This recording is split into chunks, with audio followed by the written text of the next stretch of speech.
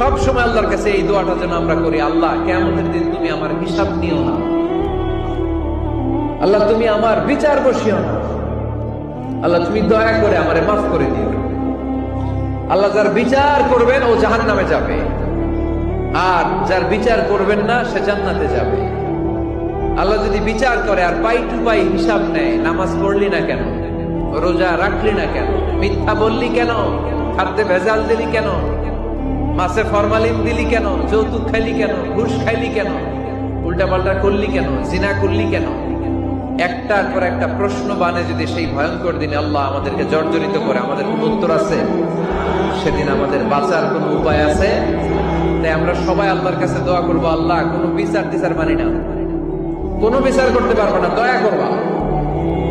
কথা কয় না? কি করবে? এবার আওয়াজ করে বলেন, বিচার চান না দয়া চান?